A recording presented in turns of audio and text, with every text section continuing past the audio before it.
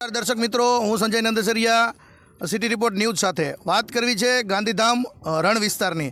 મિત્રો, અગરિયાઓનું જે મીઠું છે મહા મહેનતથી જે નાના નાના બાળકોને જોવા જઈએ તો એને પણ સાર સંભાળ રાખે એના કરતાં વધુ મીઠાની સાર સંભાળ રાખવામાં આવી છે અને મીઠું પકાવવા માટે કોશિશ કરી, પણ કુદરતનો કેર કેવો છે મિત્રો. ખાસ કરીને જોવા જઈએ તો એ મીઠાને પાણીમાં રેલમ શેલ થઈ ગયું છે, એટલે બનાવટી જે પકાવવું પડે છે મીઠું, એ અગરિયાની જે વેદના છે મિત્રો, વેદનાની એક વાત કરવી છે. તમને બતાવું. શું નામ છે તમારું? મુનાભાઈ. મુનાભાઈ, શું છે હકીકત આ વરસાદમાંથી તમને કેવું?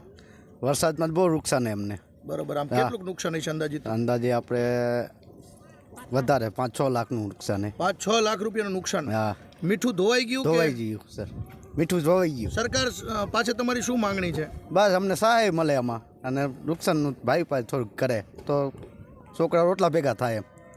મિત્રો, ખાસ કરીને વાત એ છે કે ખાવા પીવાનું પેટીયું રડતા અગરિયાઓ આજે સરકાર પાસે સહાયની એક વેદના કરી રહ્યા છે. દોસ્તો, ખાસ કરીને એ કહેવાનું છે કે અગરિયાની મહા મહેનતનું મીઠું પાણીમાં તણાઈ ગયું છે, એને 5 લાખથી વધારે નુકસાન છે.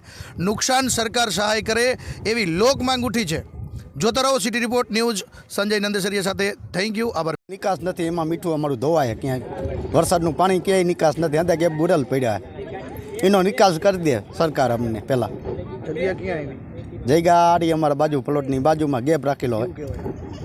અમારે પ્લોટની બાજુમાં ગેપ, એ ગેપ બંધ છે અમારા અંદાજ અત્યારે. કયો એરિયો કહેવાય? કંડલા આયુષી કંપની ભાષા.